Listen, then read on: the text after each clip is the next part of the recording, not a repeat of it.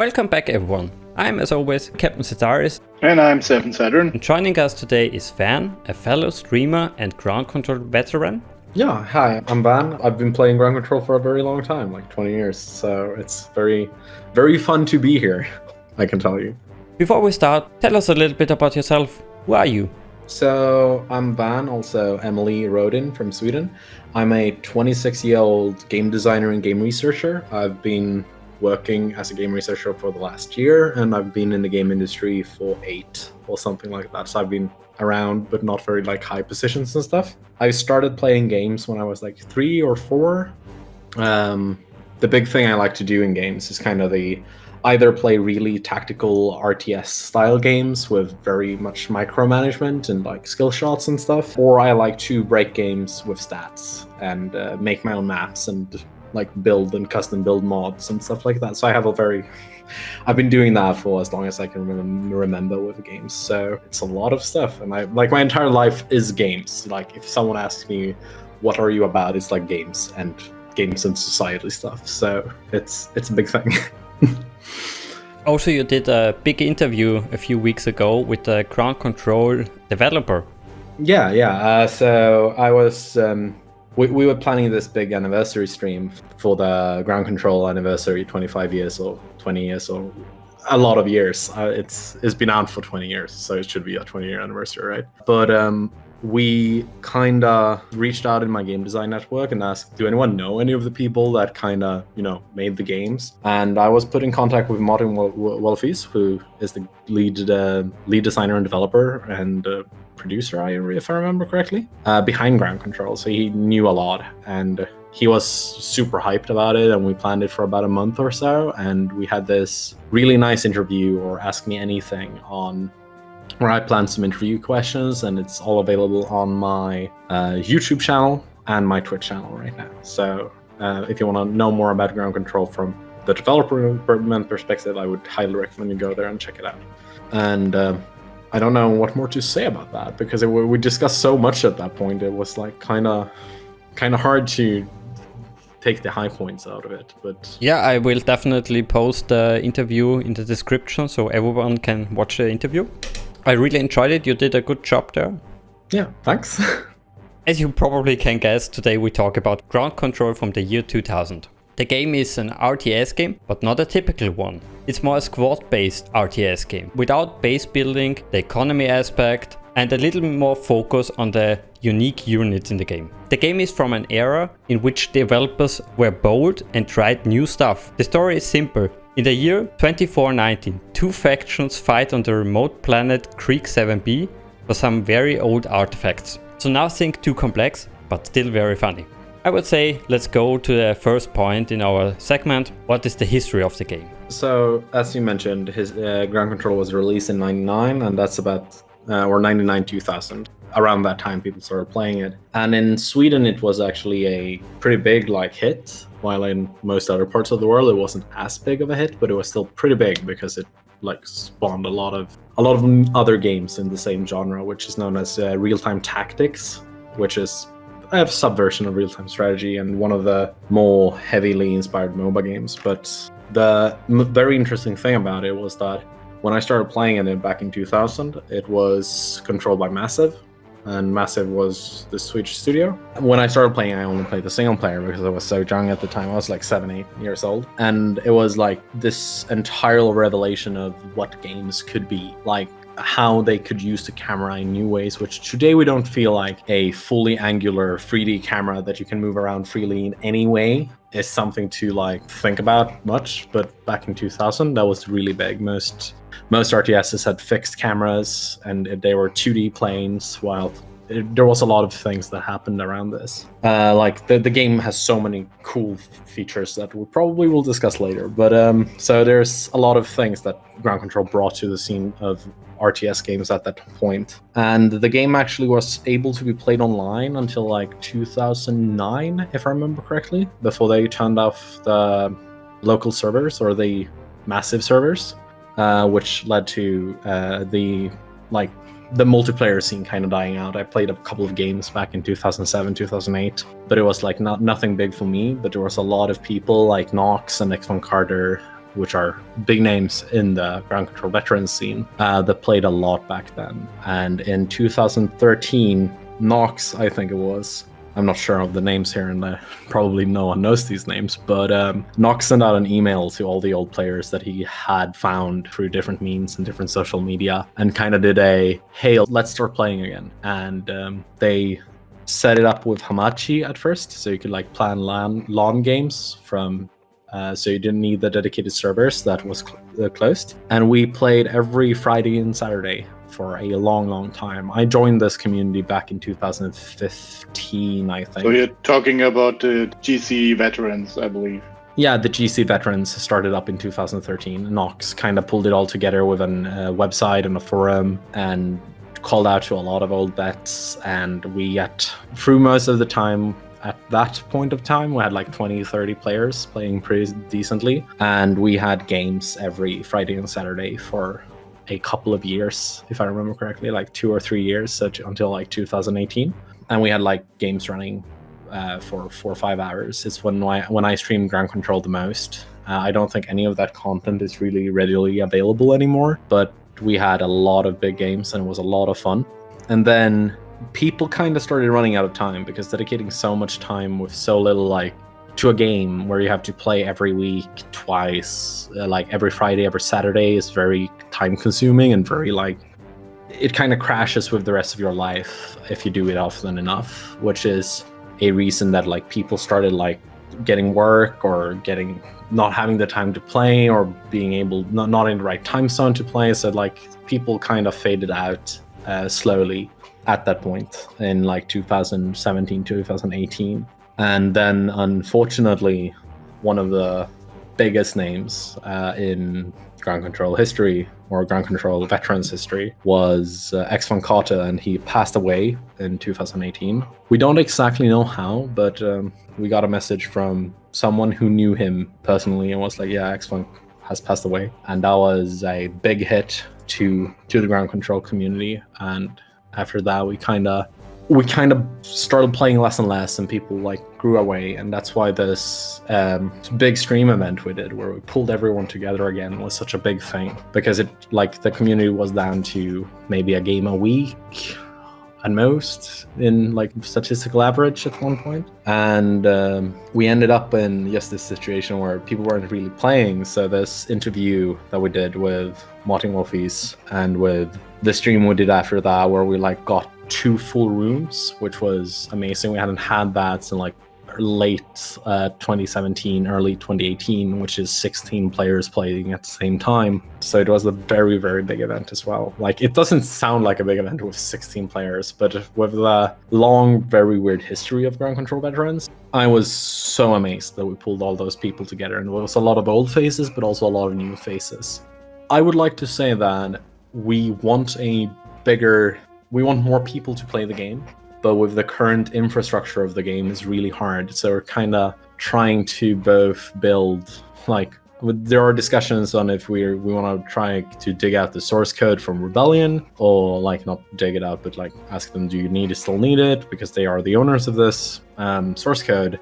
And if we can build a spiritual successor ourselves from the source code and like open up new servers and set all that up by ourselves, or if it's more worth it to basically just build a new game that works pretty much the same at this point. With the new technology we have today, the kind of game that ground control is still a lot of work, but it would probably pull more people in at that point. So at this moment right now, except I'm swamped in work, we're kind of discussing that, trying to fix what is the next steps for the community right now. Because right now, the old game, like, some people can't even play anymore because their computer, the new computers today basically don't support the game. And with every update of Windows 10, we have more and more issues connecting, and more issues with resolutions or software issues. And that's kind of why we're trying to solve those issues, but it's not something we kind of can do right now. But it's a lot of information now. But we kind of love this game, and that's kind of why I think everyone is trying to find solutions to both popularize it more, but also get people back into the community, because it's a great multiplayer game and the campaign is super fun. I've played it myself way too many times. I think I'm in my 5th brutal playthrough or something right now. Brutal is there, or hard.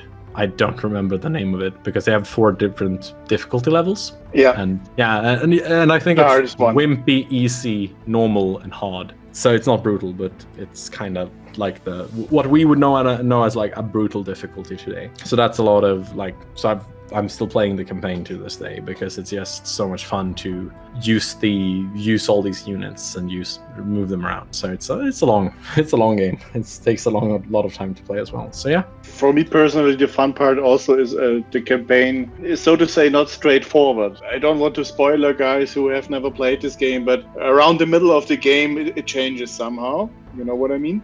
Yeah, I know exactly what you mean. And that for me was really a surprise, and I believe everyone was thinking into this direction who was playing it. I want to do a certain thing here. Yeah. And in the middle of the game, you find yourself in the position of doing that. This I found really a fun aspect about it. Yeah. That it somehow surprised you with something that actually is hitting you in the face the moment you play it. Yeah, and you actually... And it's one coherent story with that big middle thing happening. So, which was one of the aspects I really liked way back when I finished the campaign the first time. Yeah. Which was when I didn't finish it when I was 6 because I'm not a prodigy in strategy, and this game has some really hard parts. So I didn't finish it back then, but I think I was 11 or 12 when I actually finished the game. And I remember being awed by the complexity of the story, which today is not very complex story at all. But I remember like, oh my god, this is so good, and it's so good for being a game story. It's not a writing masterpiece, but it's a pretty fun story in what it entails, and some of the voice acting is fantastic, which is weird because games back then didn't really have cool voice acting. I can talk about the voice acting of this game forever and how much work they did on the voice acting, so probably stop me now if you don't want me ranting about it for 30 minutes. Well, let's just say I also found it really enjoyable to have characters that feel natural, so to say, not artificial. And there are many games where you think, yeah, like anybody would talk like that, and then you find a character which really looks like a normal person to you and you can relate to. Yeah, and if you look at the date of this game, Ground Control, it came out in the early 2000s, and StarCraft came out a year before it, and StarCraft's like storytelling elements are not as strong in any kind of way. It's just these middle intersections between levels, while in Ground Control, characters can speak during levels. There are trigger points to like activate storytelling events. I'm gonna spoil a level 2 thing if you think that's okay, like the 2nd level I think it is. But you're out trying to rescue a person, and that person like speaks on you on the radio, and you like get all the things that are happening. And this is like the 2nd level, so you're gonna see it in like 10 minutes of playing the game. And as you progress to save this person, a lot of stuff happens, and that thing both happens on the map and in the cutscenes. So it happens on the game, and it happens in the voice acting over the radio channel that you have in the game, which is really cool. I personally love that touch, that it's so weirdly story driven that it's like it happens while playing the game. The character talks to each other. It's just for the time it's from, it's a great story, and I have a hard time knowing like story and character development is on point. So if you like storytelling games and you like strategy games, this is like the game for you if you can enjoy older mechanics like at all. Like it's such a cool moment with the storytelling in the campaign. Like the campaign is awesome. Play the campaign. Like even if you don't like competitive multiplayer games, the campaign is fantastic, and you learn so many weird stuff about this game that it's just insane. So first I have to apologize, Van. I just threw you a little bit in the cold water there, but you are a game researcher basically and a history buff of Ground Control. I thought I have to use this. You mentioned already many things like the game was released in June 2000, got an expansion pack only 6 months after the release. You would expect this is only a bigger patch, but no, you had 15 new missions and new factions, new terrain, fully rendered cutscenes, so a complete new game basically. And they only did this because they had a different developer studio doing the expansion pack. I didn't mention the expansion pack much because I don't know much about the history except what I know from Martin. But as you mentioned, it's built from another developer, which is, I don't remember which developer it is right now, but they kind of developed the entirely new faction, the Phoenix, which is a very interesting faction because it breaks everything that Ground Controls wants to do, and we can talk about that more during a mechanical section, I guess. But they kind of break everything that is core to the basic Ground Control experience, and they have some really interesting, powerful thing they're doing. Every faction gets 2 new units as well, which was one of the things I think you missed. The new story missions are really great as well, and it's a direct aftermath, like what happens directly after what happened in the first game. So it's a direct sequel, story-wise. And a fun fact about that is that one of the GC veterans actually built another 15 story mission campaign that follows up Dark Conspiracy. That is called Aftermath, which is really, really good. So there's been some crazy projects by the people in the community, and yeah. Yeah, I wanted to mention the mod in the mod section basically of this video. The cool thing about Dark Conspiracy is that it's both very close in line with what Ground Control is, but the new faction, as mentioned, doesn't play as any of the other factions, and that leads to a lot of issues with the multiplayer. So the player base is kind of split over if they like Dark Conspiracy or not. The very rapid development is, as you mentioned, because it's from another studio, and everything was kind of there, which is one of the things. If you have access to the source code, we think adding more stuff is kind of not a big issue, because we think that most of the game is built pretty. There's a lot of quirky stuff because old game and everything is pieced together like an old game, but they must have some fantastic tools to add all of these things so quickly. As you mentioned, cutscenes and factions and story missions doesn't build themselves, and we've seen people like I don't remember his name right now, but the people that build the Aftermath mod, like how long time it takes to build maps for him, and for Ninja Prime, who is one of the prime map builders of the entire Ground Control community. It takes a while to build good maps, so especially for a game like Ground Control where everything matters. Every single rock on the map can have an impact on how you shoot, if your accuracy will be 100%, will you hit it when you fire, everything. It's a lot to go through with the mechanics. So I am very impressed by Dark Conspiracy. I love the changes Dark Conspiracy brought to the multiplayer, but I am not in a majority of that. So it's kind of still, even with Dark Conspiracy out, we still play the original game more, which is very interesting because it's a very good expansion still. If you want more single player Ground Control, Dark Conspiracy is a good way to go, because you get to just live more of, not really the cheesy one-liners, but yeah, there's cheesy one-liners in Ground Control. So yeah, you're gonna get a lot more of what you wanted out of Ground Control if you get the expansion as well.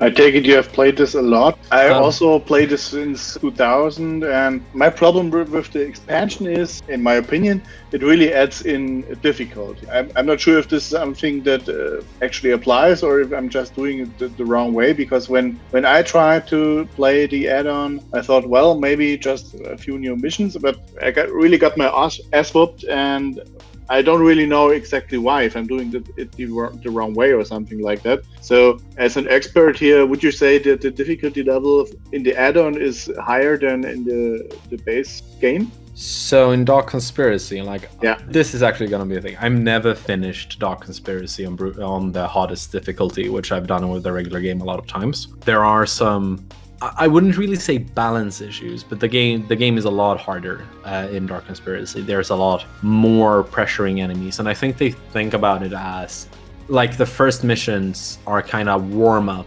and then after mission 3 or 4, when you get into after you've started playing Phoenix, basically, you kind of get into this entire game of a mix of catch up, and they are still putting you in as if it's mission 35 in difficulty and not mission 5 in a new game, which I think is both very interesting way to do it, but not very friendly to people that don't play the game a lot. But as mentioned, I haven't finished the game on the hardest setting with the expansion campaign on the hardest setting yet. And that's because I mostly have played multiplayer the last years, even if I've played the campaign off and on. I'm thinking about doing a speed run of the original game, showing some tips and tricks that I used to finish like some maps in 3 or 4 minutes, and just, show off some of the cool stuff from the first campaign because I've done it so much. But like the Dark Conspiracy campaign is really hard on that matter. Like it's very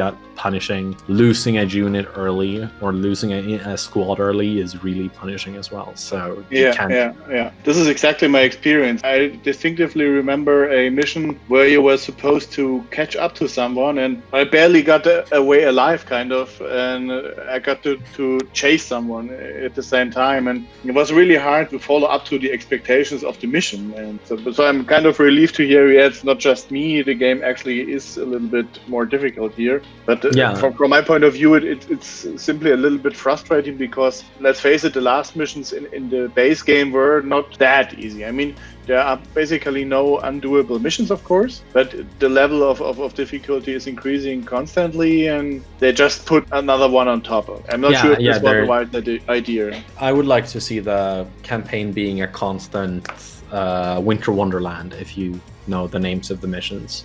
Winter Wonderland is the hardest mission in the Ground Control 1 campaign.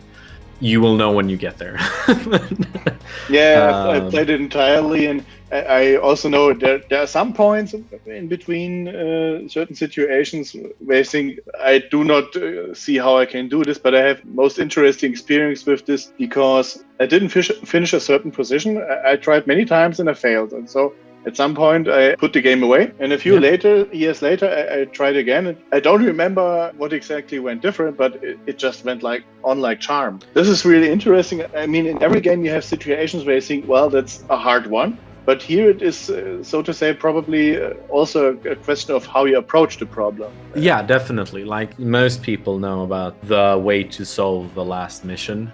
I'm not going to say anything because it takes away the experience from the map a lot. But there's a trick to the last map that makes that map very much easier. But if you don't do the trick, the map is really hard comparatively. So there's a lot of things that if you want to play Ground Control and do the campaign really quickly, you spend hours on each map learning the terrain, learning what happens. Like, what happens if I put my units here? If I put them behind this rock, will the AI be able to hit them?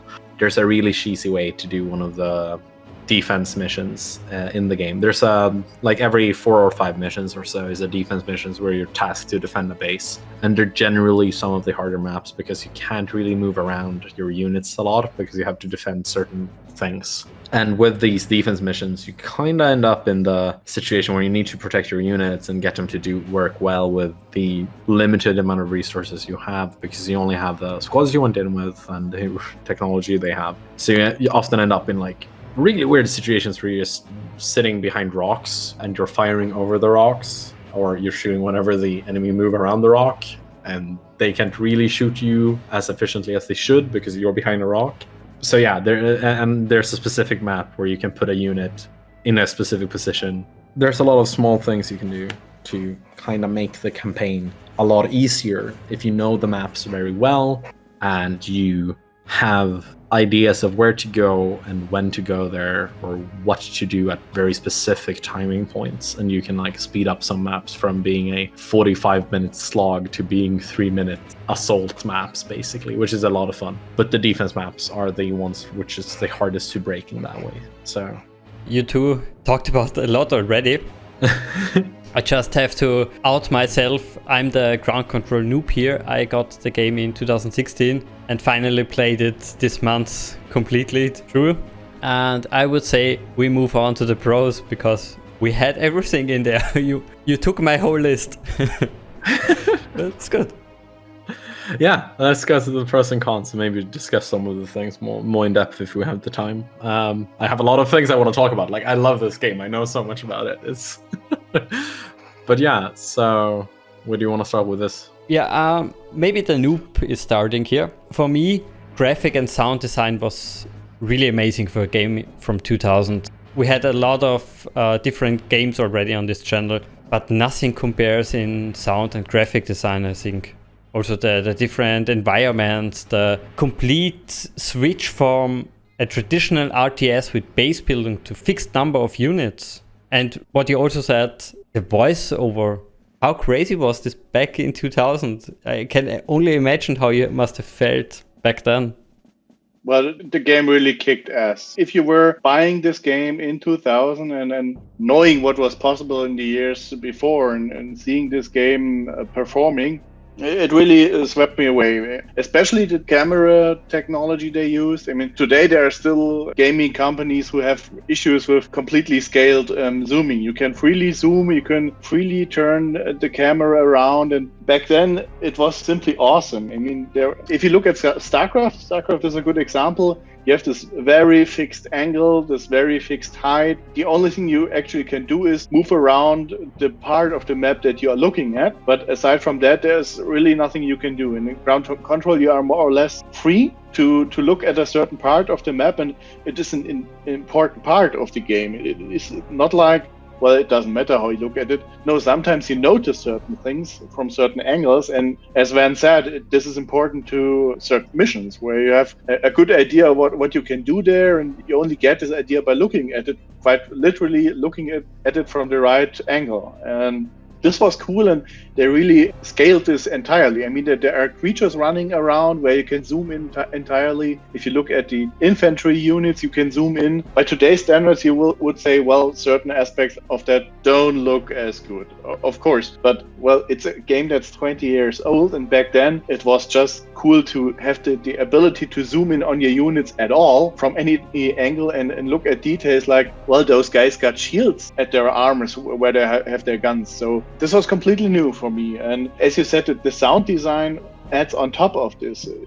If you zoom in on a unit, let's take the command wagon that you have. If you zoom in close enough, you start hearing engine noises and stuff like that. And they really created a flair of the situation. You really feel being in this military campaign, being in this battle situation. Of course, it eases kind of that there is no economy aspect about it, but they didn't do it that easy anyways, because there's then on the other hand this experience aspect of units. So you can lose units as in any other RTS game, but it matters because units can gain experience. If you look at StarCraft, if you use a unit, actually it doesn't matter. It costs you some resources. Maybe the situation is not the best to lose a unit, but the unit itself doesn't have any meaning as long as it isn't some sort of hero unit, of course. But a normal unit does not have a meaning on its own. And here you can have your squad being shot down to the last one, and you really, really want to keep this last one because you will earn experience by it. And if this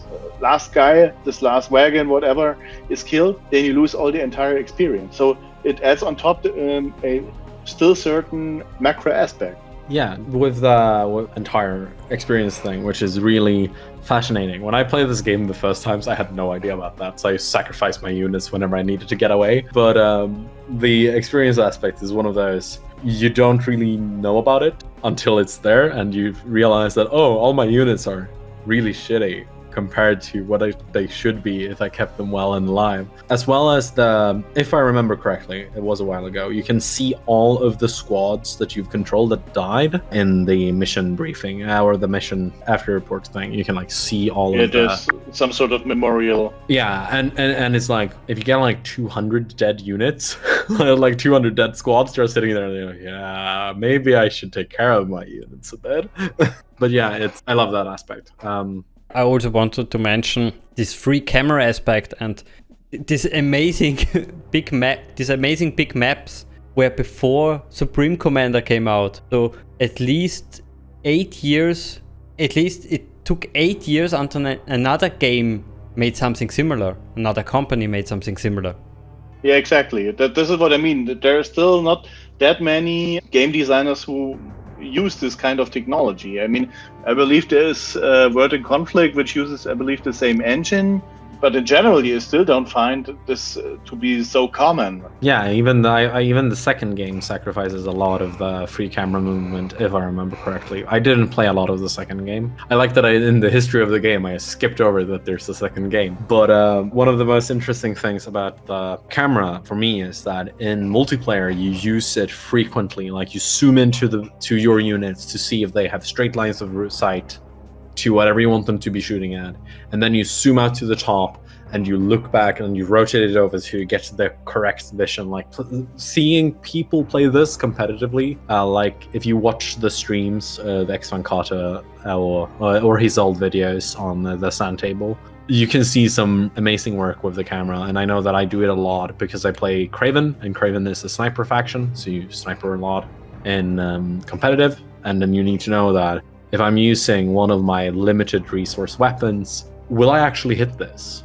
at this angle with the accuracy and the stealth rating that the enemy has right now? You're right that there's also the special weapons. We didn't even mention that yet. It's not just normal units which can fire at something, but every unit has some sort of special ability. And here you really have the situation where you use the special ability, and if you're doing it wrong, you do not hit anything because, as you said, it might get stuck in a rock or something like that, and you wasted your precious slot of special energy or special unit and weapon. And this is why it is so important to really see what you're doing here. It really can make you lose a mission because in a very critical moment you mess it up by just shoot at the ground, basically. Yeah, and I think that ground control is one of the most interesting economy systems. This is one of the pros for me, in that you don't start and you build bases and you do all the economy stuff that you do in regular RTSs. The economy system is the screen where you decide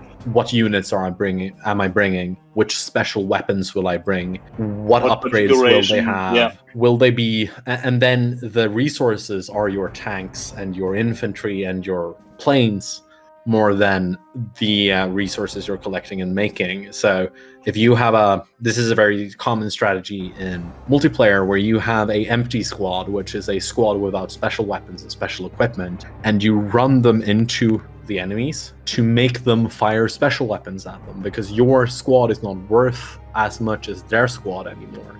In victory points, sure, but if you can make them waste special weapons or pop their shields early or pop any defensive equipment or utility equipment, you can then run in with your loaded up tanks and fire at them and kill them because they don't have any specials anymore, or they don't have the correct features that you do. But it also leaves a lot of space for making errors as well. I remember, I believe it was my first LAN session, and I was thinking, well, let's do it smart. Take the very heavy Terra Dune. Yeah, what was a really crappy idea, because everywhere the action happened, I couldn't get there because, well, the very heavy Terra Dunes are really, really slow. So they may take a lot of beating, but I was always too late. Whenever something happened, I just didn't get there. So this is also a part of the complexity of the game itself, that you have to know what is going to happen or what you are trying to do here and what tools you will have to use in order to achieve those goals. And this is also, I believe, a little bit like Dark Souls, I believe, where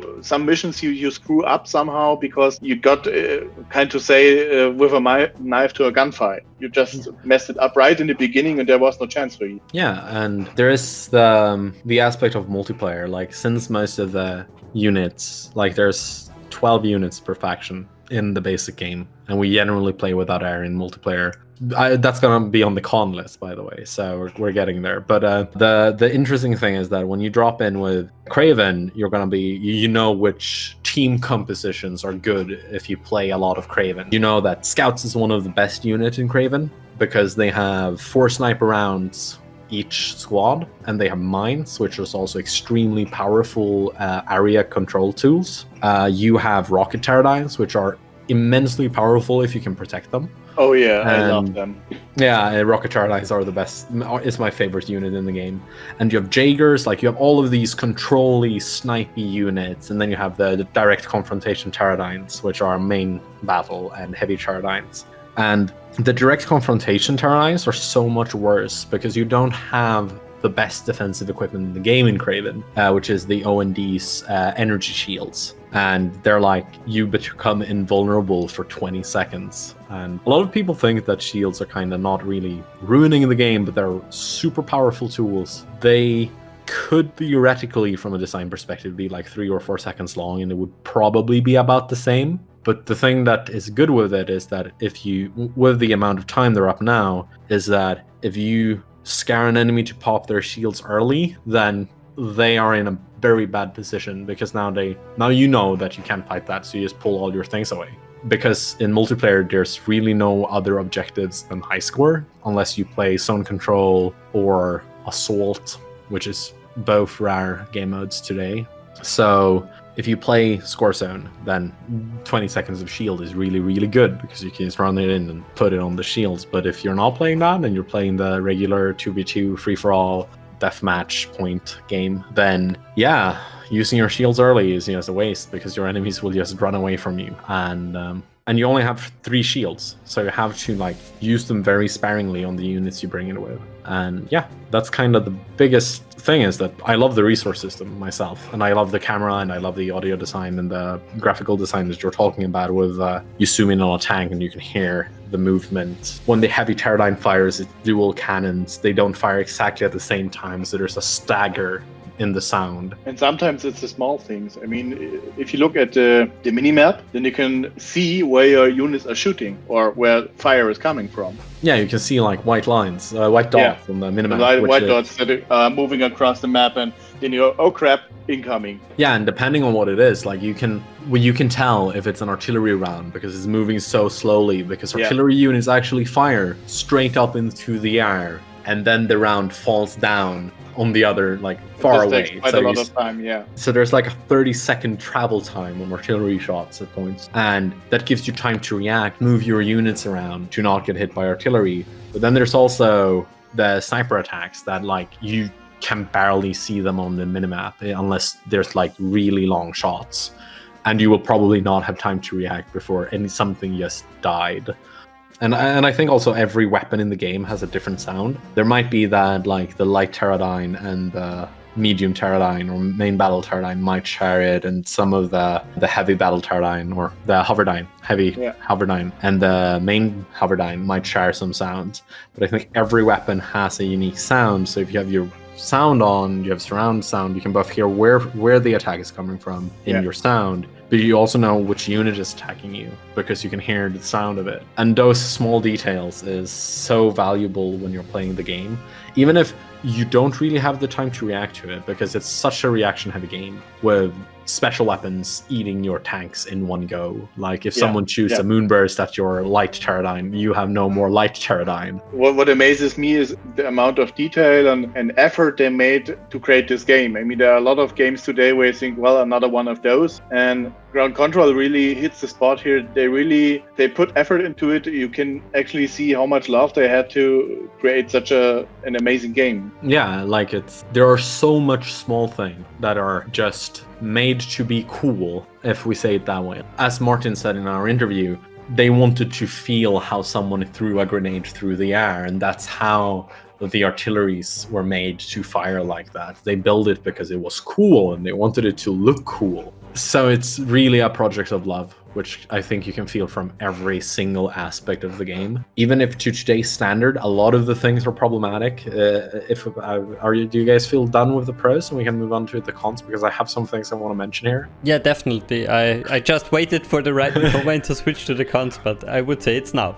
Yeah, one of the cons with the game is that UX and UI design is kind of bad because of all the cool things. Like the camera movement is entirely not entirely unique, but it's very few games that use this. So going into this game, the first thing you have to learn is how the hell do I handle the camera? And if you don't learn that, the game is just not fun. Like you have to learn the camera before you do much else in this game, because if you don't understand the camera, you will not understand the rest of the game. I also think that a lot of the user interface is dated. Like it was decent at the time when it released, but today, like with all the user interfaces from MOBAs, which I think is the most direct parallel to ground control today. Like MOBAs have these abilities, they have you control specific characters, they respawn. It's that we don't have respawns in ground control, but we start with like 13 heroes instead of 1. And they don't have skill shot indicators, they don't have cooldowns visible like on the skills. So there's a lot of UI things that I think the game can do a lot better to kind of get people playing and kind of get people understanding the game. There's also a lot of nonsensical stats.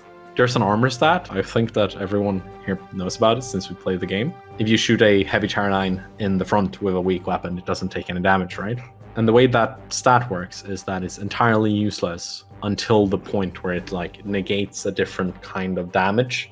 So if you take a defensive unit, you can change your unit's stat compositions for those that haven't played the game. So you can like move around, check out different loadouts. Like I want a offensive unit or a speedy unit or a defensive unit. If you pick the defensive option, you just make your tanks worse because it very rarely changes anything for your tanks because you don't upgrade their hit points. You only upgrade their defense, and the defense doesn't do anything. So there's a lot of like small traps in the game, and some special weapons and special equipment is not entirely useless, but it's not very good compared to the other options. So there's some balancing flaws, you can say. Yeah, especially I found the air units rather weak. And especially in the campaign, there are the situations where you really think, seriously, guys, the first time you get air units is, of course, the very first time they introduce anti-air. And those scout planes are simply crap for this situation. They are shut down in an instant. And for the most part, you can't really use them. So what's the point of having them? I usually bring them and do a bot run of a map. I just bring full air Tyrannines and then I send them all over the map. And then I know what's on the map and then I restart the mission with a good setup. But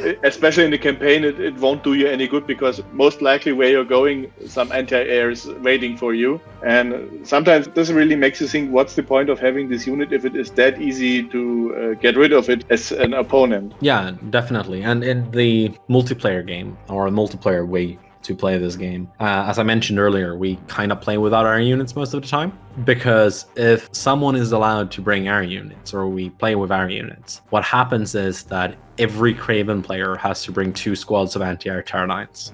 But if they bring 2 squads of anti-air Tyrannine, and you have 1 or 2 Craven player per team, what ends up happening is that no one can play our units, because anti-air Tyrannines kill every air unit in the game in split seconds. Like exactly. And on the other hand, you lose 2 slots for normal units, of course. Yeah, and if you bring air Tyrannines, then it's just a game of, do their Craven player want to bring anti-air Tyrannines or not? Because they also shoot across the entire freaking map, but they have so long reach that it's just insane that you can, if you have 3 squads or 2 squads, you can blanket your entire units. Like you can keep all your units safe without an issue. So the problem is kind of this: if air is allowed, one player will have less units and no one will play air, or one team forgets to bring it and the other team brings air, and now the air players win by default, because if you don't have dedicated anti-air, there's nothing you can do, actually. I believe there's one Teradyne that does both anti-air and anti-ground, but isn't really strong. I think it's rocket Teradynes and beams platforms can both fire at air. Yeah, rockets can, I know. They most definitely can, but they are rather strong. Yeah, and the problem is that all Aerodynes have the anti-missile system special equipment option, so they just nullify, and that's also why the order anti-air is so bad, because it fires missiles, while the Craven option fires bullets, which you can protect from. So the Craven option is so good that it's no idea bringing anything else if you're playing with air. And if you're playing with air, your one Craven player will have to bring just full racks of anti-air Teradynes instead of rockets, depending on how many people you're playing. If you're playing 2, you can suffice with 2 anti-air. If you're playing 4, then one of your Craven players is going to bring every single squad of anti-air they can and nothing else. And I've been in games like that, and it might be fun for the people with the air. It's not very fun for the Craven player with 5 squads of anti-air Terra Knights that they're just sitting around with. Because of how they work, you just like place them where other people have units and they protect all the units. So that is like one of the biggest oversights in the game, which I was almost about to forget about when we started with cons. So it's the lack of proper tutorialization of the interface and the R problem. Yeah. R is really good if no one brings anti-R, but if someone brings proper anti-R, R is unplayable. And sometimes you have multiplayer games where someone brings R anyway, or someone forgets that there's no R, or they're new, and they bring R units, and it's either remaking the game because no one is bringing anti-R, or let them have their fun once and then tell them afterward, please don't bring R. Because I can show you what happens when you play an R game. Like, it's one player either gets shot out of the sky because they brought 4 squads of R and they fly into a single squad of anti-R Terra Lines, and then they just lose everything. And that's not fun for the R player. Or the other way around. One player brings 5 squads of anti-R Terra Lines and no one brings R, and they're just sitting about. But because we said we play with R, this one player had to bring 5 squads, or they will simply not have enough anti-R power to, if the other side actually brings R. Talking about that as well, like 13 squads is the most you can have in the game. I don't think anyone can control 13 squads at once. The best players I've seen playing this game can control about 6 at a time. So I think that would be a cool thing for a sequel to do, like look at the number of squads that you can actively and in a enjoyable way control, and kind of scale that correctly. I believe the main problem here is that the control itself is a little bit random, so to say. There are 2 things that really bug me. The first one is sometimes certain single units from a squad do something completely different. Bet you have seen this 1,000 times where, for example, an infantry unit, one of them is wandering off somewhere. Don't know why. It's going completely a different direction than the rest of them. You can see this, that a circle which depicts the range of the group gets bigger and bigger and bigger, and you think, why are you getting away? And the second part is, if you take multiple units, then the positioning of units or of squads relative to one another isn't always the same. So you send a group somewhere, click there, then you have an idea of what the layout is. You mark this group again, point them somewhere, and the layout is different, and you cannot customize it in any way. All the tanks are trying to get there, and they're stuck in each other because they all try to change direction. All the important units are back.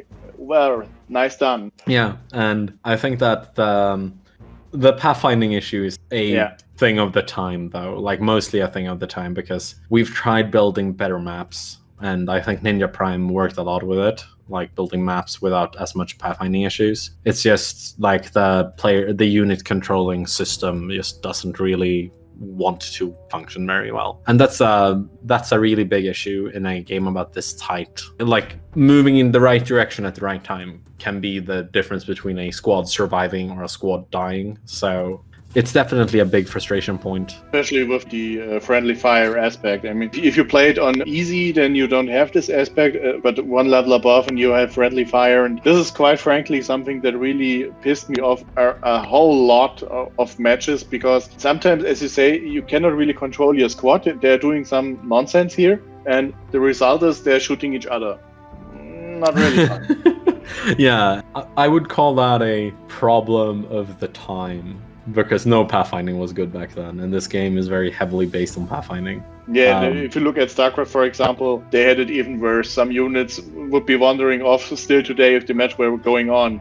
The big thing was that in StarCraft there was a solution to it, which was spam clicking where you wanted your units to go. So you got a new command every square. Exactly. Which is a interesting turnaround, but that doesn't work in ground control. The best way to get your units to where you want them to be is to press somewhere, see if they get the squad split bug, which you talked about earlier, where one person runs in an entirely different direction. If they don't, just let them be, and they will get there as fast as they can. They might take inconvenient ways if you like tell them to go across the entire map, but generally I like to trust the pathfinding system in ground control, even if it's not perfect. It leads to some very awkward moments sometimes, when you like move reserves around and you move them into an enemy unit that they're already controlling, and you just lose like 3 squads to that. But it's generally, to me, it's very good for its time. It wouldn't be a good pathfinding system today, which is kind of one of the like it's definitely a thing that if you know that you are bothered by weird pathfinding, the multiplayer will definitely frustrate you a lot, because sometimes you just lose units to bad pathfinding and there's not much you can do about it, which really sucks. But even with that, I think that the multiplayer experience, if you are into competitive RTT games or RTS games, trying it is definitely worth it if you can get your friends together and try it together. I think that one of the best ways to play this game is to play with some friends at first, like get 2 or 3 friends, throw a LAN party, play it at home, learn that it's a very different game in the multiplayer setting to the single player setting, and then start shooting at each other. That sounds weird, but like start shooting specials at each other, learn how they work. It might not be the most enjoyable experience when your friend sneaks up with you with four rockets and just kills your entire squad, like 4 of your squads. I really had that. Quite literally, what you just described, we did. We are messing around at some map, and at first we didn't find each other, and then just to point where he is, my opponent was firing his artillery. So we discussed this. You see the white dots, and you know where he's coming from. The really not so funny part was he was perfectly hitting me. In the spot. He didn't see me. He didn't know I was there. He shot somewhere into the blue, and well, bullseye. Yeah. Sometimes blind fire does the job, right? One of the reason I recommend it with friends that way is then you get over the frustration curve of oh no, I missed. But because if you're playing with the GC vets, for example, or people that's most of us has played this for 20 years and played like the multiplayer for 5-6 years. With that experience behind us and the regular online playing mentality, like a lot of people are just gonna bring their squads and play like they usually do with the strongest comps, team compositions, and with the best special weapons every time. So you kind of lose out on the learning experience of finding out what's good and not and what works. I would definitely like check out our games so you know what is a good comp and what units work and all of that. Moonbursts are good. Really good. Sunbursts don't work. But and maybe join our games that we're trying it out once or twice so you can see other people play it or ask for tips and stuff like that. So you can like having a base feel for how units work, how units move. That's very important. Like when I joined the community, I was fresh off the single player campaign. I had like just played it when I got back into the GC Best multiplayer community, and I really got my ass handed to me every game I played for the first 5 games, and I just like some of the games weren't even fun. It was like, oh, I lost all my units the first thing that happened. But then you start to realize what the other people are doing and why it works so well. Like if you're bringing health packs, then you're living in a dream world where you will not get specialed to death. But if you bring health packs and that specific squad with health packs survives to the end, where no one has specials, you will just drive over everyone with your health packs. Like health packs are insanely good when everyone's out of special weapons. They're not very good up until then. So have you used the repair turrets? Yeah, the repair turrets are a lot of fun. Unfortunately, they're not mobile, so they die. So they work really good in those defense missions, as you pointed out, and they are fine. But I never gotten around to use them widely because, as you say, they are not mobile. It would be really nice, or actually, what really is missing is some sort of counterpart to a repair unit that behaves like the command carrier or command vehicle. The command APC with exactly. healing. So the command APC has a passive ability that heals nearby units. Yeah, and the problem is if that one is damaged, then well, who is fixing the guy who is fixing everyone else? It would be really cool to have a healing unit. Like there's a lot of cool design space. Like now it's me talking as a game designer. I would love to work on a spiritual successor to this game, just so I could try the new fancy stuff and see if it works within the game design. Like healing units, actual like we have the things that build turrets and stuff, but what if we had a unit that could place a special weapons cache that you could run into 3 times with your units so they can refill their special weapons. All of a sudden, you can like manipulate the resources of the game more. Or you do it in a Company of Heroes style where you can, after a while, drop it in or something like that. Yeah, exactly. Where you have to think about what am I going to do? Do I place there some health packs, or do I place there some special unit energy, something like that? That would be cool. Yeah, definitely. And there's so much going on behind the scenes in this game, like with accuracy and stealth and all of these weird mechanics that we haven't had time to talk about. There's just too much to really uncover. I believe the problem here is not that it is actually there.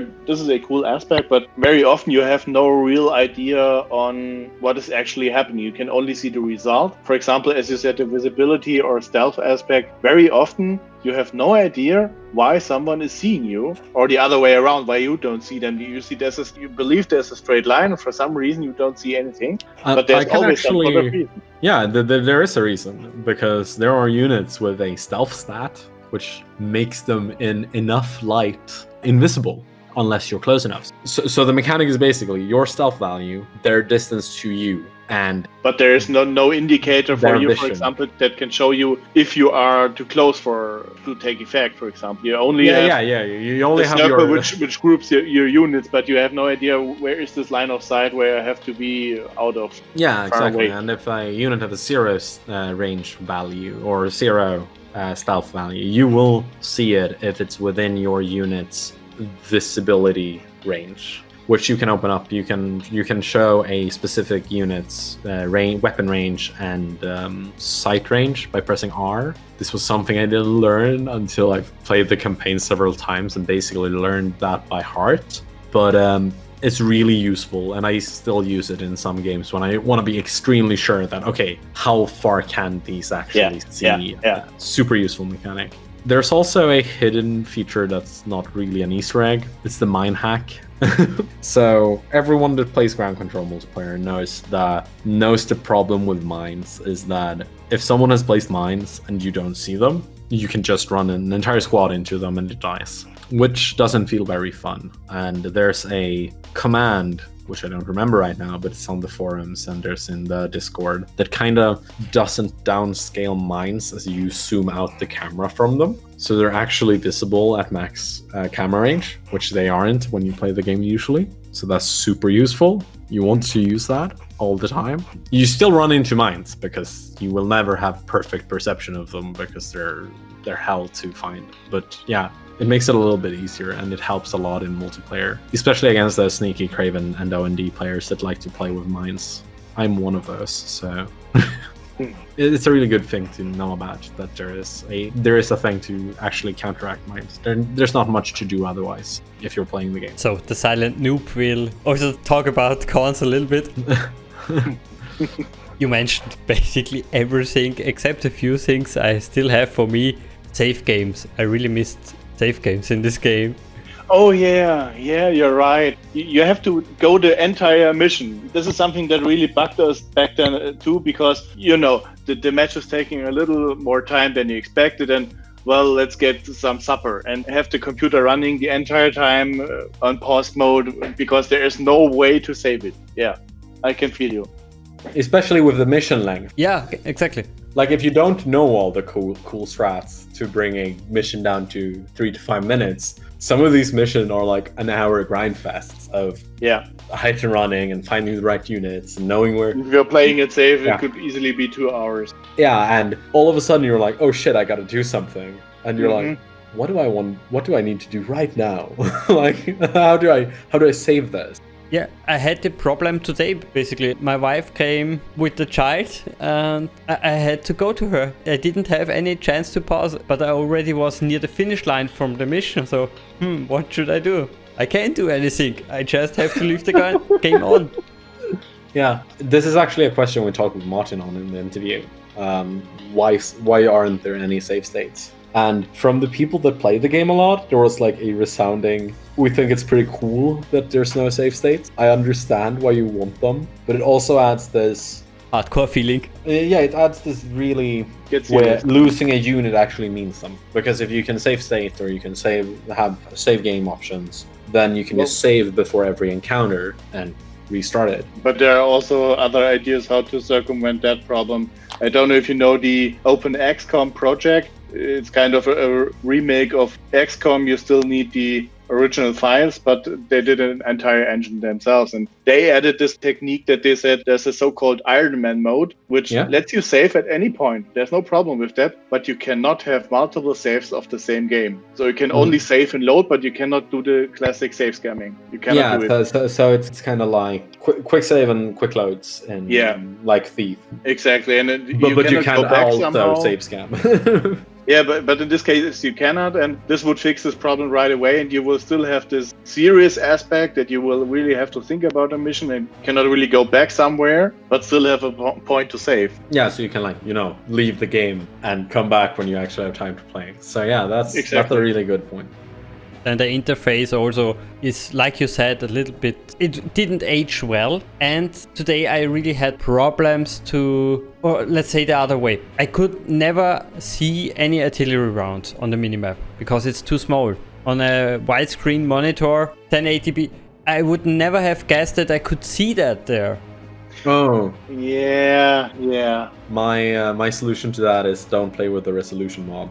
Play with the standard resolutions. It looks a lot better on resolution mods, but you don't lose functionality. Which, on the other hand, you can zoom out the minimap. I don't know if you are aware of this. If you zoom out the minimap, this is the mode where you can pick the places where to drop your dropships. Then it zooms out and you see a lot more. But this, of course, requires you to open the minimap again. So it's only half the way helpful. Yeah, also on this subject, I didn't understand until much later that I could use 2 dropships immediately after launching the first one. Because you launch the first one and then the yellow marker is disappearing. Yeah. You have to select the second one, then the yellow marker is again there. It took me 2 missions to realize that. Especially knowing that there are some missions where this is not the case, where you can use a drop zone only once. Yeah, exactly. And there's actually a pretty in multiplayer games. I'm so used to playing multiplayer nowadays that I just press 1, 2, 3 on my numpad.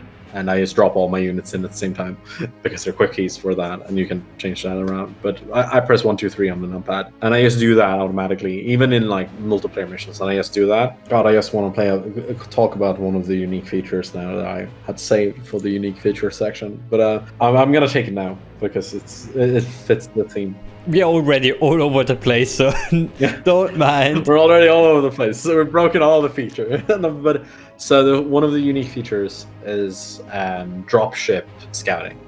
So at the start of the game, you can, if you're quick enough at it, you can zoom around the map and find the enemy drop zone by finding where their dropships land.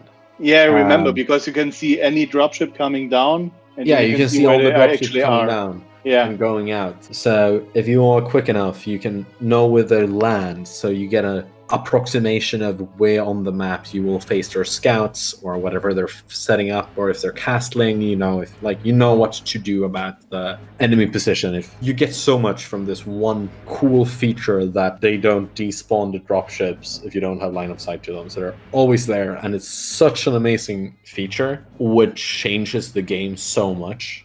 And I don't know how much multiplayer you guys have played, but it's one of the most common things that people forget to do nowadays. But when I started playing, it was like everyone was entirely silent at the start of the game. And someone says, southwest. And everyone knows exactly where the opponent is dropping now.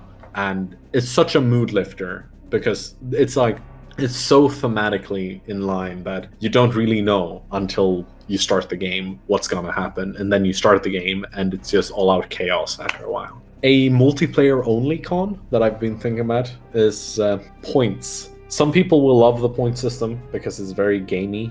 If you kill enough units, you get enough points. And if you have enough points that you're in the lead, but you don't really have any units to fight with anymore, then you just write to your team, run. And then you just scatter all your units all over the map and you just keep them moving while you have like radars and scouts keeping an eye on where the enemies are, so you can like keep moving away from them until the game times out. And it's a really boring feature. It's one of those this doesn't feel intentional, but it also leads to weird corner cases with some units. You know about the Jaeger infantry, the guys with snipers, right?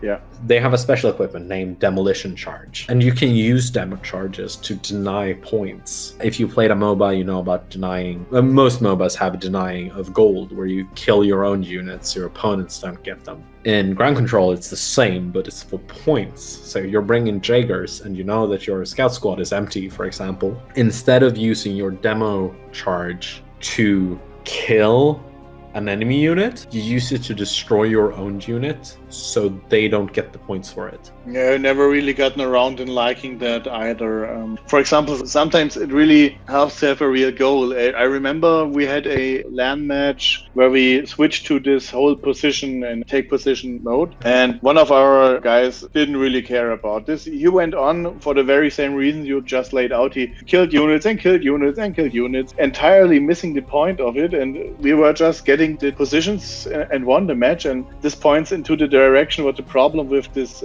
points mode is. It begins to become some sort of shooter deathmatch then, where there is not really actual strategy behind it, just messing around and no value behind it. Yeah, and like so it's either the score zone maps where you have zones you want to control and gain points from, which I feel is just bland exercises of King of the Hill, whoever brought the most heaviest win situations most of the time. And then you have the deathmatch problem where, since the game is about points in the death matches, it's not only about gaining points, it's about preventing your opponent from gaining points. And if you have a unit that is not fit for combat anymore, which means it's out of the resources it brings, it's worth as many points to destroy your own unit as it is to destroy your opponent's unit.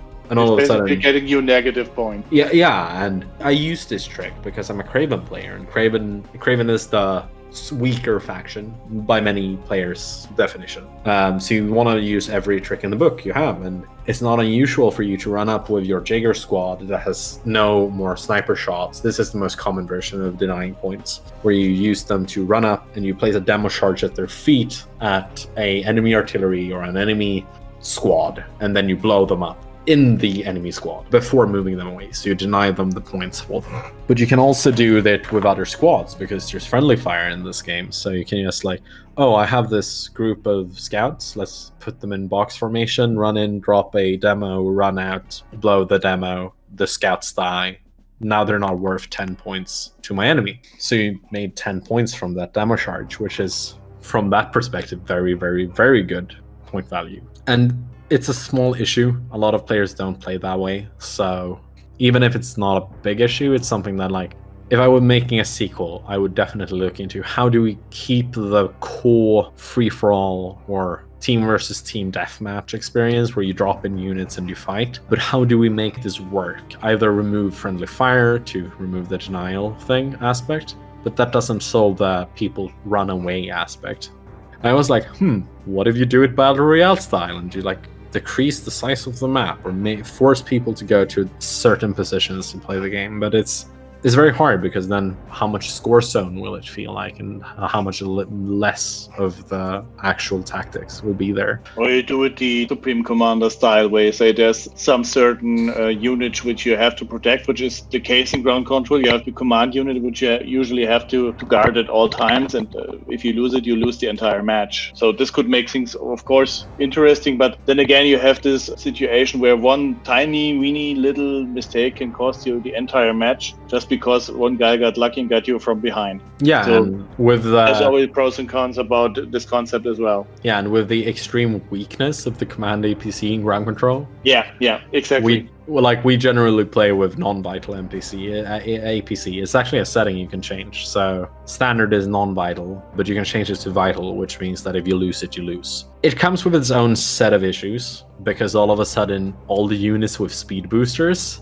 is really powerful, because you just run them in, and then if you got lucky, you could even use your bombers and be happy about it. Yeah, but I still think that even with all these weird issues, like, it has the upside of multiplayer games, at least, that most things are tweakable to your liking, and you can set up gentleman rules like no air, and it works perfectly fine.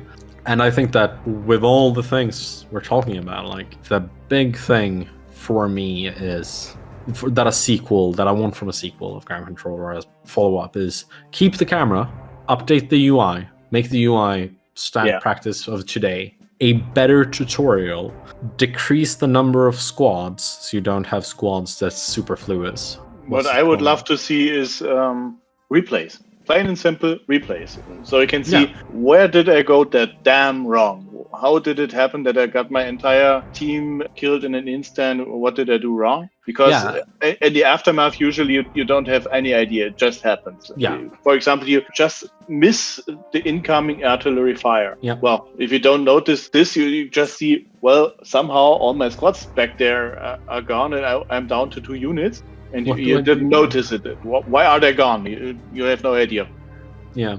You're missing one thing for a sequel, which would be really nice. AI for skirmish and multiplayer. Yeah, and co-op mode. This is the one thing that really pisses me off. If you play on LAN, there's always someone who has to lose. Yeah, like a co-op mode with the fantastic story setting that they have in Ground Control. Oh yeah. Yeah, like playing this it would be so much fun, like playing 2 commanders with 6 squads each in the single player missions. I think that would be one of the most fantastic ways to play this game. Even if I'm a huge multiplayer player, like they scratched it. If you remember, there are some missions where there are 2 factions on your side.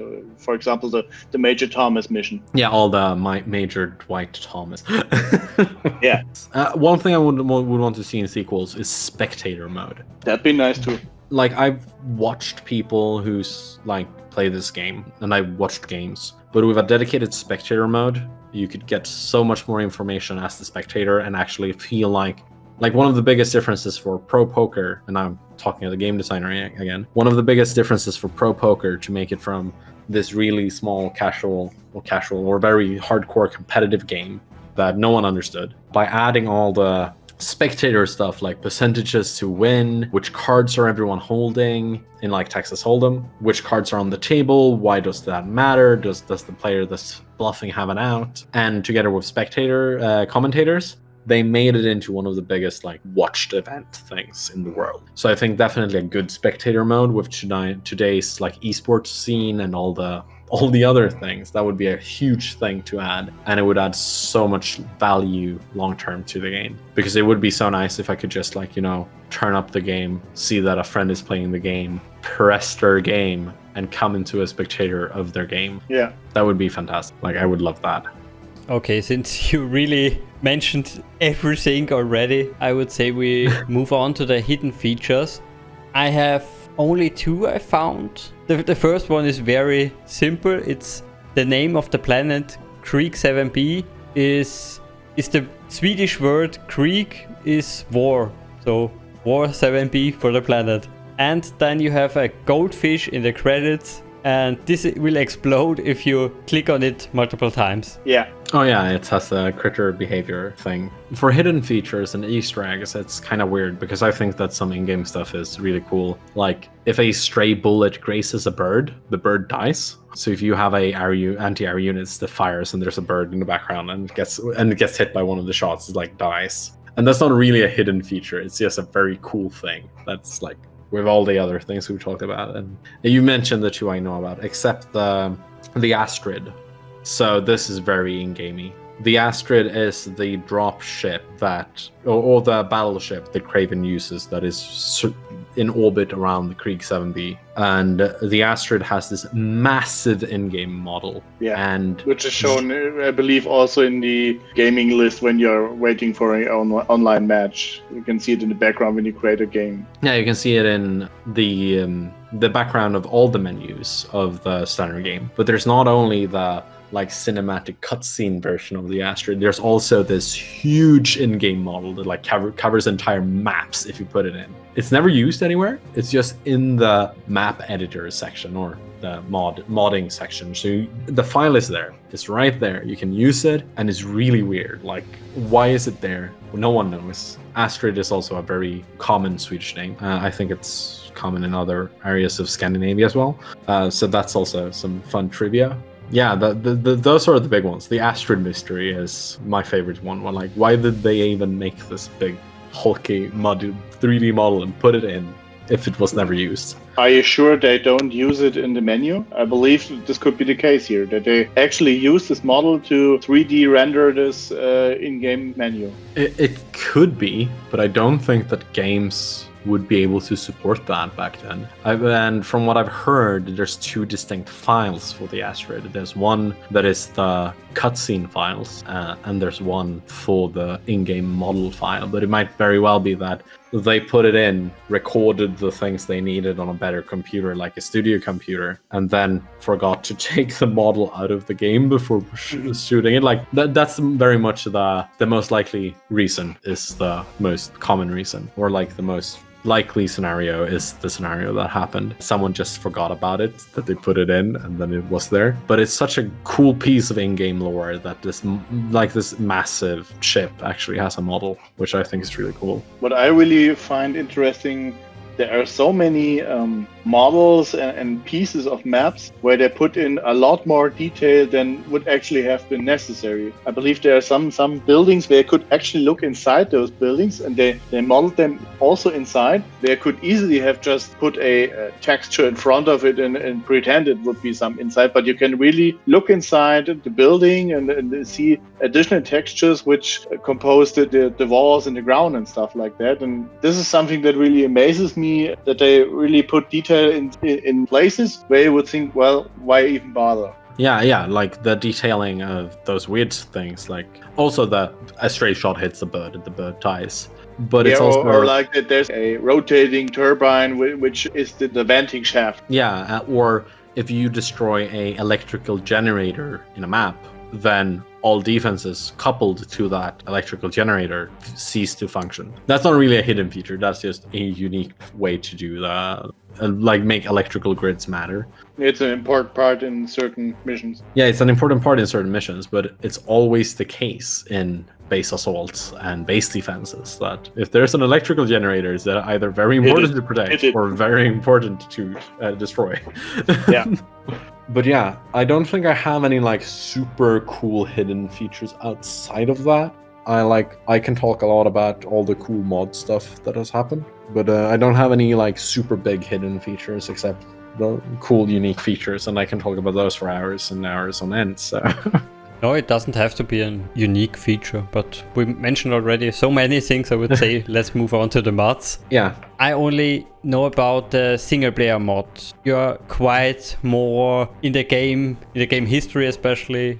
Is there anything else? So the biggest mods that people use are the resolution mod, which changes the resolution of the game to whatever resolution you're using. It comes with some feature issues, so it makes the game less functional at times, which isn't bad in and out of itself, but it has issues. Then there's, as we have mentioned several times, the campaign pack named Aftermath, which is a massive 15-map campaign mod, which introduces some of the most challenging aspects of the entire game. E-Dog, who designed it, designed some very competitive maps, which is really good. So if you like the single player and you finished all the things you want to finish, play Aftermath. Aftermath is great.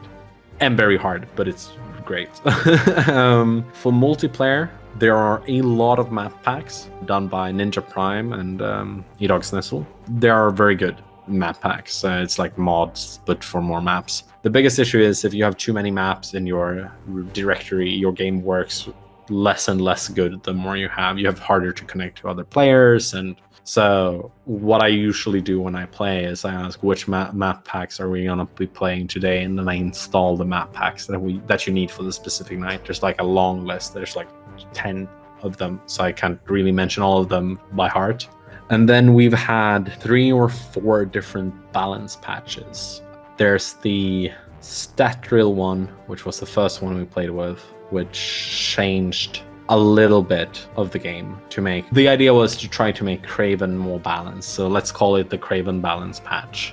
And it worked because it made health packs better. So you could actually, like, you know, if someone didn't perfectly time 2 specials or 2 rounds from the same special, then your tanks could actually survive it if they had it alive. So it became sort of this shield thing. And there was some really cool additions to the Craven special weapons roster, basically. But it didn't really change that much more than that. Then we had the first Snizzle mod.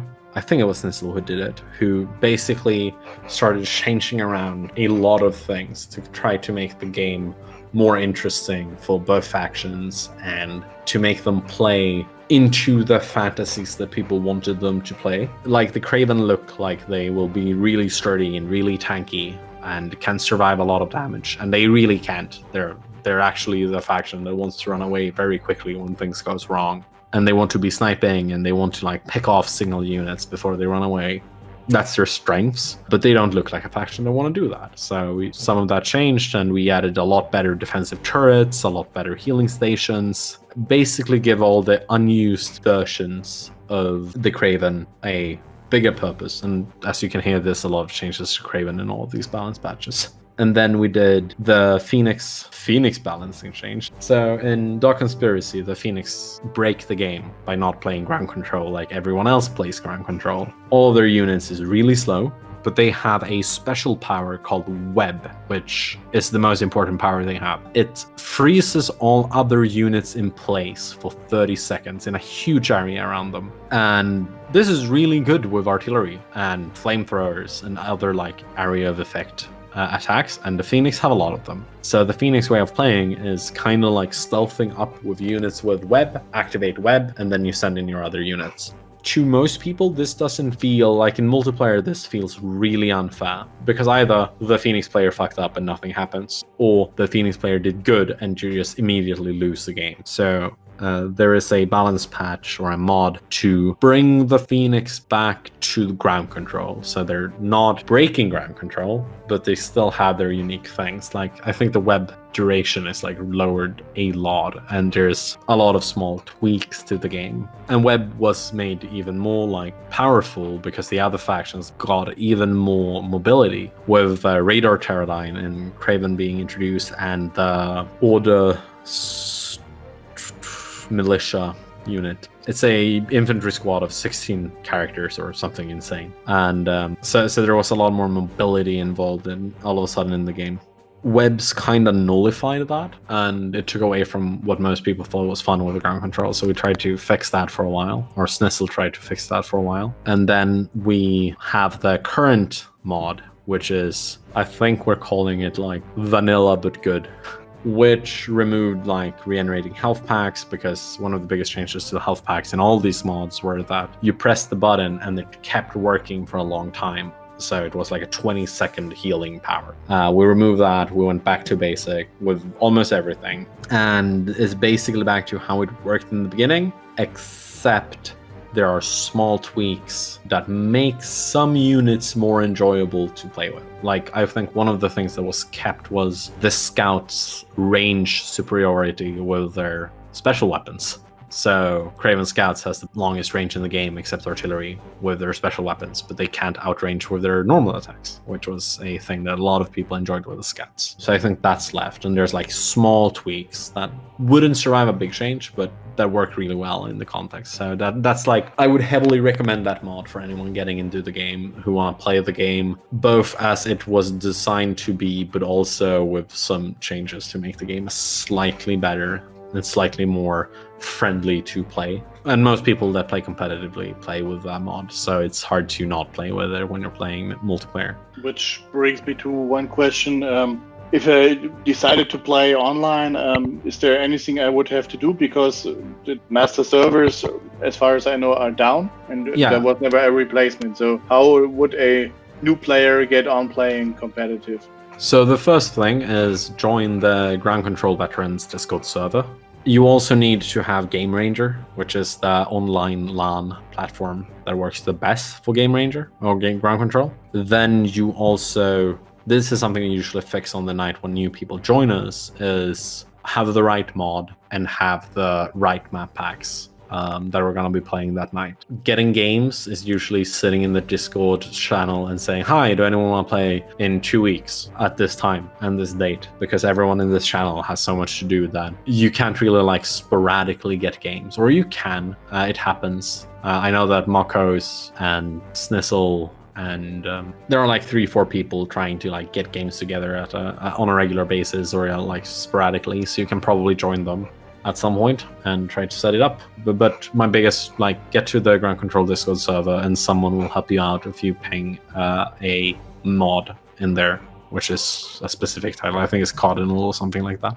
That would be my way to set up a competitive game. And if you want to do it alone, you just need Game Ranger or be in an actual LAN, and you can play with each other at home.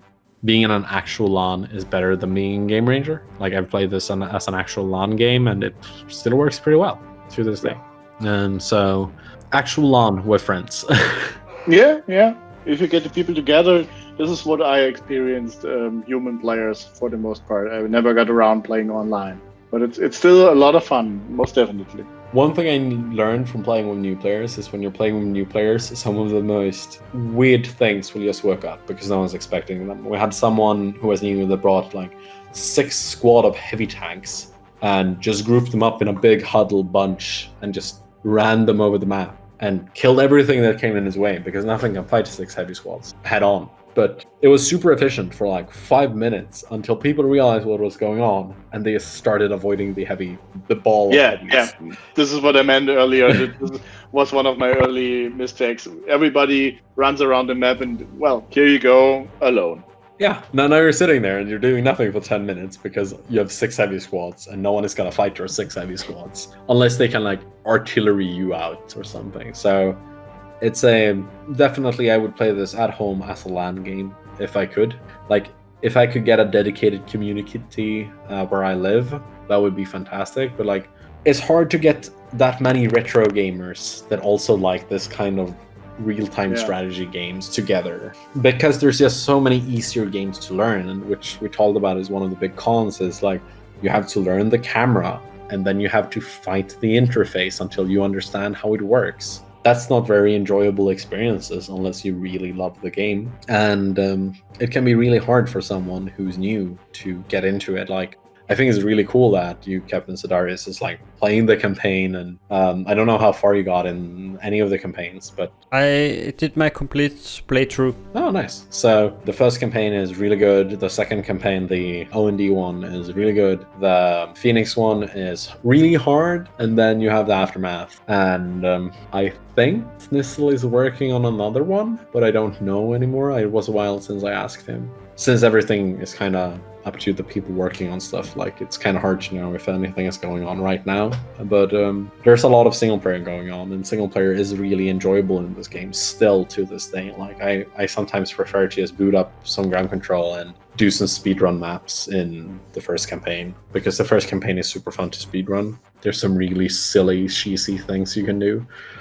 So yeah, that's definitely it. Like, more mods than that, there's certainly a lot of them, but none that are still see use. Like, there's been like 3 different resolution mods, but it's not interesting. They're all just resolution mods to fix the resolution to current resolutions, right? My last question would be where to find them, because they're not on mod database. I could only find 2 or 3 on the Ground Control Veteran website. So where can I find them?